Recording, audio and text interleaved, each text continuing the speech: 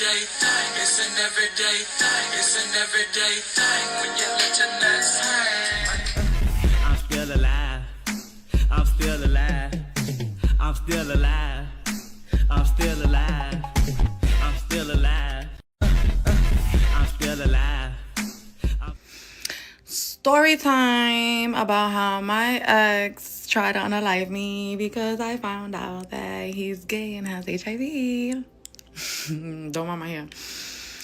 First of all, I want to say I don't have HIV. I'm very much HIV negative. Thank you very much. And for everybody in my comments telling me that I do have HIV, yeah, mother, the f y'all got going on, y'all weird as shit. Anyways, alright, so boom, let's just get into it. I'm gonna tell y'all how I found out first. So, once upon a time, I had lent this bum my other iPhone or whatever, and when he gave it back to me, his email was logged into my phone. So, I was in his business, looking at his emails. I don't give a fuck. I'm in your business. You're my man. I'm in your business. I don't care. So, I started seeing emails that they were sending him from like in AIDS walks and shit. So I'm like, the fuck is this or whatever. So I don't want to just go up to him and ask him because then I gotta tell him how I know or whatever. So I'm like, I'm gonna figure this out myself before I even ask him or whatever. So boom, I find a way, and I ain't gonna say too much. I find a way to get in his information from his doctor office, whatever. Boom. Real big, both letters. Conditions, HIV. So now I'm just like, okay. At this point, it's already been 6 months I've been dealing with this man. Like, I had no clue. I've been dealing with him for 6 months. So I find that out, right? So as I'm searching through his phone email still, I'm seeing a whole bunch of like emails from text free and shit. So I'm like, So I go and I download text free or whatever. And I'm in this nigga's business. I'm looking at all his conversations from before me, during me, after me, blah, blah, blah, whatever the fuck. I'm all in that. Everything. So I'm like, so I come across some text between him and some female. They was arguing or whatever, and she's calling him gay and saying that he was with some nigga, whatever. So I'm like, the fuck? So a bitch goes a little deeper and in his email, and I find another text-free app, whatever, I don't know. So I log into that shit. When I logged into that, confirmed everything. That nigga was in there and hitting niggas up, talking about, oh yeah, we had a good night. I needed that. Like, me and him had broke up for like a week or so. During that week, he was getting turned every which way but loose. So at this point, bitch, I'm distraught. I'm like, what the fuck? Like, nigga, we sleep together, like, almost every day. I'm with you almost every day, nigga. Like, I fake love you. Like, you feel me? Like, what the fuck is going on? So I'm like, all right, I have to tell him or whatever. So boom. I tell him to call me. He was sleeping or whatever. So I text him. I'm like, call me when you get up. I need to talk to you. So fast forward, whatever. He ends up hitting me up or whatever. So I end up telling him, like, yo, like, I know this, blah, blah, blah. Like, nigga, you could have told me how you been.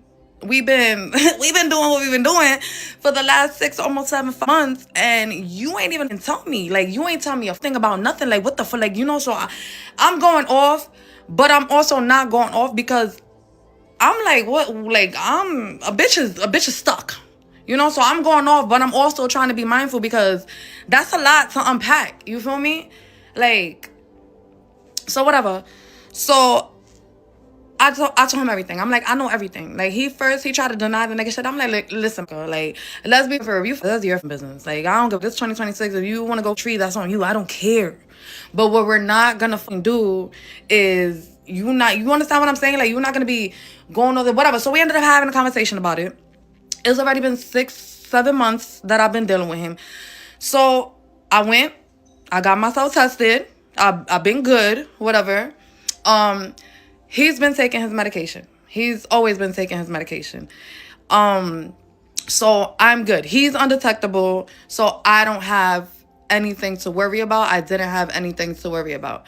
But I still went to the doctor. I still got tested for that and everything else because, nigga, what the fuck? Everything came back good, thank God. And they gave me prep. They told me, take this. If you're going to keep dealing with him, take this every day. So, you know, whatever. I got my shit. I went home and I was just like, what the fuck? Like, and then it's like, damn, like, I think I love this nigga. And I realized now that I never loved him. It was the feeling that he gave me. It was the feeling that he gave me that I loved. It wasn't him necessarily because no. But yeah, so whatever. So that's how I found out. And no, I don't have HIV. Like I said, I went to the doctor. I was taking my prep every day when I was dealing with him or whatever. He was taking his, he gets his little shot or whatever. So he was good. He's undetectable. So no, you know, I'm good. No HIV. Moving forward, the day that all that went down, it was about, I want to say maybe about a week, maybe a week and a half after I found all this out. Obviously, I decided to stay with him because, like I said, it was already almost 7 months in and I left him, whatever. And it wasn't a situation, because I see a lot of y'all in my comments talking about, oh, you should have left quietly or you should have. It wasn't a situation that I wanted to leave from because I wasn't in a domestic violence relationship. I wasn't in danger all the time. He was fucking amazing. Like, he was literally amazing. He did everything. Like, literally everything. That man literally did everything for me. He never wanted me to lift a finger. He would do anything. Like, literally anything. Cook, clean, wash clothes, deal with the kids. Like, anything. He literally did anything for me. Anything that I asked of him, anything.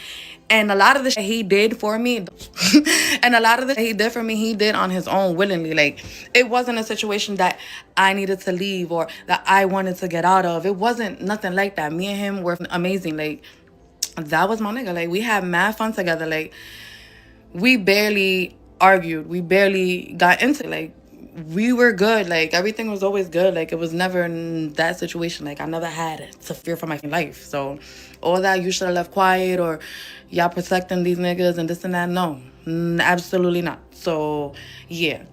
Anyways, moving forward. February 14th, Valentine's Day. This happened on Valentine's Day. Valentine's Day comes or whatever. Oh, all right, so boom. This nigga, Thursday, we go out to a spot or whatever.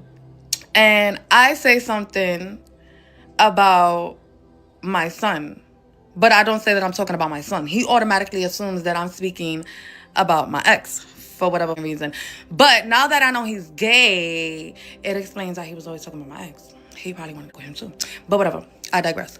Anyways, so we go out or whatever. I made this comment. This is my little emotional ass bitch. Got in the car, whatever. We paid, we left. Nigga got in the car, drove home, ain't say two fucking words to me, went upstairs, and ain't talked to me for the rest of the night. So the whole time I'm just sitting there confused. So I'm asking him and shit. I'm like, yo, what's up with you? He ignoring me. I'm like, I you then. Like, I'm not gonna keep asking you. I'm not gonna keep harassing you. Like, whatever. You mad, you mad. Stay mad. I don't care. Boom. That's Thursday, right? Friday comes. He hits me up like nothing happened or whatever. And he breaks up with me. He's like, oh, I can't do this no more, blah, blah, blah. So I'm like, I'm mad confused. I'm like, what the fuck is you breaking up with me for? Like, all right, you want to break up? Cool, but why? Like, what the fuck did I do? So maybe like an hour into this fucking back and forth, he ends up telling me that he felt a type of way about the comment that I made because he thought that I was talking about my ex. And I'm like, bro, like, no, was not talking about that man. I don't think about him. Whatever. So whatever, obviously we ended up getting back together. And So that day he stays home. I don't see him Friday, all day Friday. I don't see him. He stays home. He doesn't come over to the house and none of that. And we really not talking that much. Like, we really not talking, conversating, no FaceTime, no none of that. It's just like real. Me and him ain't talking, no conversation, none of that shit, whatever. The next day, I wake up to a text one something in the morning, him telling me, "Oh, I love you. I'm sorry I ain't call you. I gotta work on myself, blah, blah, blah, whatever. I'm like, okay, cool. We supposed to get my car fixed this Saturday, February 14th. He's like, we still out to fix your car? I'm like, yeah, whatever. So I go pick him up, and he feel kind of off, like his energy's kind of off or whatever. So I'm like, you good? He's like, yeah, whatever. So we driving or whatever to go do that for the stupid ass car, and he's just out of it. So I'm like, you good? Like, whatever. So we got there, they working on the car, him and his people or whatever, they working on the car. And as they working on the car, I'm in the car, I'm watching my show at the time, but he keeps trying to like get my attention. Like, he got some guilty ass look on his face. Like, he just keeps trying to get my attention, like mad weird. And every time he gets my attention, he'll like blow me a kiss or whatever. His friend ended up having to go get a piece for the car or whatever. So we sent him in the car and shit. And I'm like, what's up with you? You look sad. Like, you good? Like, he's like, oh, yeah, I'm good. I'm just out of it, whatever. So I'm like, yo, are you coming to the house or are you going home? He's like, I'm going home. I was like, oh, why? He's like, oh, I just want to go home, whatever. I'm like, all right, I'll see you tomorrow. Then he changes his mind or whatever because of my reaction, I guess. And we get the car fixed, whatever. We end up driving back over here. We pop by the liquor store, he gets a bottle of Henny, and we sit in the car in front of the building or whatever, park. And he's just mad off, mad weird. So I'm like, yo, you sure you don't want to go home? Like, you still got time to go home. We do not have to go upstairs. Like, so we end up coming upstairs and shit. And he's trying on some pants and that he got or whatever. And everything is cool, but I walk out the room, I walk back into the room. I notice this nigga got gauze and tape and on his knees.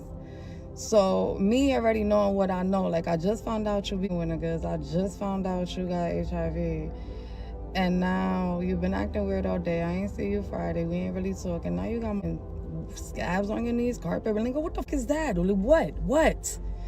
So I'm like, I see that, I noticed that. I'm like, what happened to your knees? Like that, like, I wasn't even on nothing. I'm like, what happened to your knees? Nigga, you don't do construction, like, what the fuck? So I'm like, what happened to your knees? And he laughs it off and he ignores me. So I'm like, so at this point, I'm like, all right, I walk out, I go to the kitchen, drop the bag that I had in my hand, I come back to the room, whatever. And I'm like, what happened to your knees? You're not gonna tell me? And he's just like ignoring me, laughing. I'm like, bro, why are you laughing? Like, that's weird. What happened to your knees? Why do you have scabs on your knees? Why are your knees? What the fuck going on? Like, so he's like, yo, stop asking me. I'm like, what do you mean stop asking you? Like, so I'm like, bro, like, I already know what I know. Like, what the fuck? Like, what's up with you? What's going on? This motherfucker gonna come. He gonna come out and say, oh, but you act like I was sucking or something. I was like, well, nigga, that's what the look like. He ain't like that very much. So he got up on some, yo, Jamie, stop playing with me. I'm like, what? Like, what do you expect me to think? Like, and that nigga just started beating my ass. Like, he started punching me and whatever. He cracked my head open. I had 8 staples. He cracked my head open with a bottle of Henny. I have 2 broken ribs. He broke my ribs with the bottle of Henny. In the video that I posted, the first video, that circle red mark that's on my back, that is the bottom of the bottle of Henny. He broke my hand. and I got mad contusions all over. He kicked me in my face mad times or whatever. I was able to get away, call the cops, and the cops came after he did all that because I had ran to another room. This tore my room the fuck up, broke mad shit, threw everything all over the place, whatever. So I was like, break everything. So I had called the cops and I told them that nigga had a gun because I called the cops right now and I told them, yo, this nigga got me up. They don't give a fuck. They not coming. So I'm like, yo, this nigga got a gun. Them niggas was at my door deep. So I heard them. This fucking crazy psycho motherfucker really opened the door and they're like, oh, come outside. He's like, nah, what am I coming out for? And they like step outside. He's like, I ain't even do nothing. Whatever. They ended up locking him up and shit. And when I finally once they told me they had him or whatever, I came out the room I was in, and I passed out because my head was split open, my ribs was broken, my face was me up. Oh yeah, I'm talking about it's not funny. It's not funny. It's not funny. But what you want me to do? Cry? You want me to cry? That would make you happy. If I start crying, you're gonna tell me to stop. But if I laugh, y'all tell me it's not funny. How the fuck y'all gonna tell me it was not funny and I'm the one that went through it? Imagine y'all trying to make me feel some type of way about something that I went through. Y'all crazy. Like, I really be reading these comments and I be laughing because I really do not give a fuck. I swear to God, I don't. Y'all can say whatever y'all want to say. I don't care. But everybody else, thank you. And it's crazy how it's mad females in the comments telling me that they went through the same thing. Y'all niggas are sick. Y'all sick, bro. That's just crazy. I'm good. I don't even want to breathe in my direction. Dead eyes. What it do, everyday people, man? It's your boy PJ. Today we back with another lit video. Back at the confessional. Yes, we staying lit, big dog, man. Shout out to my everyday people who rock with me every day. Hey, man, we gonna keep it lit, man. Listen. Hey, this guy was full of trauma and full of secrets, and that stuff was holding him back. And he took all his anger out on that woman, and she didn't deserve it. Now, that's just a fact. All those demons that was holding on to him, he took it out, and then the liquor didn't help. Once she confronted him about going down on another man, that triggered him and his manhood. But again, like I said, he was fighting demons, and along with the alcohol, he couldn't withstand it because he didn't like to be talked like that, talked to like that. And then, you know, I mean, we could say a lot of things about her not leaving. A lot of women decide to stay for whatever reason. But when they stay, what they don't do is try to heal that person, get right with that person, and make that person better. They make that person. The fact that he was still cheating on her with men and still constantly talking to men, that should have been enough, but it wasn't for her. So she continues to stay with him. One thing I can say is that he was taking his medicine for his HIV, and she was, willing to stay with him, and she was ready to take that PrEP medicine, but she didn't. I mean, she took the medicine, and so she said she's clear, but it still put her at risk, and he would still continue to put her at risk. He still didn't care. They still had a toxic relationship, even though she fell in love with this man. It was toxic. It eventually came to, where she confronted him about the situation, and he snapped. And that's something that he has to deal with. He has to deal with the trauma, or not even the trauma. He has to deal with his own self, the things that he has to live with within himself. And I'm just say, if you're gonna be with somebody like that, you need to help them be what they be. If you're gonna be with somebody in that manner, you need to help them be comfortable with who they are. So because you gonna have to be with them, and then if y'all get into an argument and you tell him about his situation, he's liable to snap because he hasn't dealt with the fact of who he really is, and that could be bad. And I'm not saying you got to deal with it. I'm just saying, if you're gonna deal with him, you help him talk about the fact that he has, tendencies. So, you know, if you're gonna be with him, because if he don't fix that and he's still hiding the truth from himself, he can snap on you. And he did. And I don't know if maybe this should be a study, because a lot of women don't understand that it's happening more and more and more and more. And like nobody's trying to figure out the solution.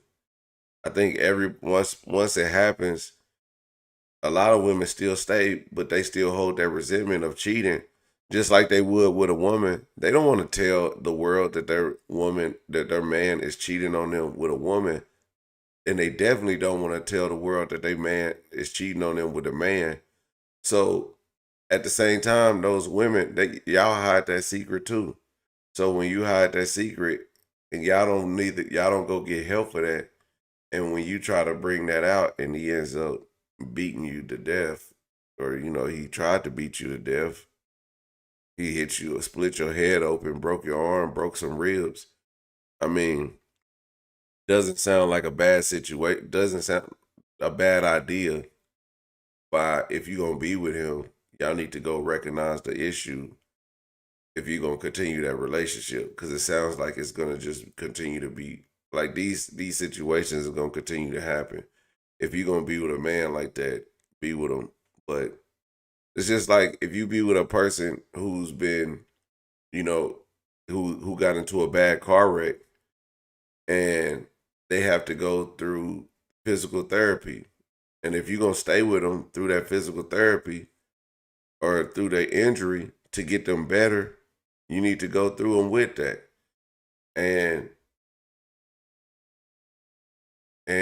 But if you don't, that problem's still gonna exist, and they'll never get better.